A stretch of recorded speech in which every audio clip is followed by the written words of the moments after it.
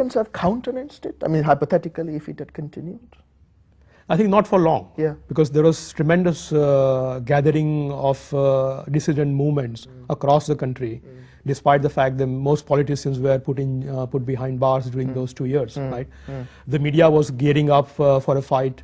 Even the Supreme Court, we now know the judges who actually did succumb initially to the demands of the emergency were realizing that this cannot go on for too long. So I think it would have been, of course, is a conjecture. No, absolutely, yeah. Hard to but predict the question I was happen. coming to this is this, and it is that, do you see in India a civic identity, a civic nationalism that is perhaps atypical in the region? I mean, a sense of being Indian, an identity larger than where you're born, your religious identity, your ethnic, tribal identity. I don't think so, actually. Yeah. We worry all the time in India that nobody thinks of themselves as Right. Indian first. Yeah. Right? Yeah. I think it's very true. I think, the attack in Maharashtra on non-Maharashtrians, the people who come from outside the state. Yeah. Now, right? how do you determine these? I mean, Yes, right. Yeah. And so that happens all across the country. We actually have laws in some states. Yeah. We don't allow any outsider, even Indian citizen, to acquire property. So Himachal Pradesh, for example, Jammu and Kashmir, many parts of Northeast are, even other Indian citizens cannot go and buy property in those areas. But is right? this then a popular myth that Indians and India has a sense of identity that is quite strong?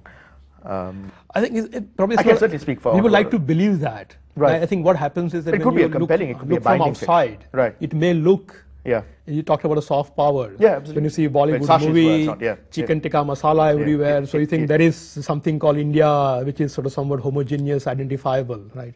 But when you are in India, you see the diversity of the country and realize that there is no such thing as the Indian. But that negotiation of identity is non-violent, yes? And surely that is a sign of a mature liberal democracy. Yes.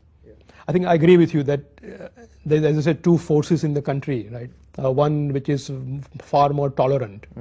So not necessarily liberal, but is tolerant of dissent, is tolerant of other lifestyles and viewpoints, Sure, right? sure.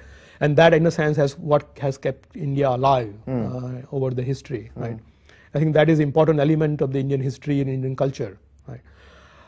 Which what we fear of in India is that we are somewhat losing that culture because these strident opposing forces are becoming more vocal, given the media, sort of nature of media, which loves controversy. Shrill over reason, debate, yeah. And no, this kind of discussions are quite rare in the media, right? Yeah.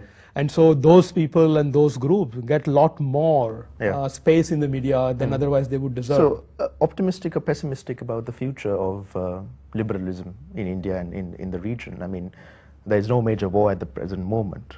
Actually, I'm personally very optimistic. Yeah. The reason why I came back from US and began to work in India with the Center for Civil Society is precisely that I think there's a tremendous potential for us, not only in India but in the region, to actually do our tryst with destiny. And now I think we are continuing in a Nehruvian mold? Hopefully not.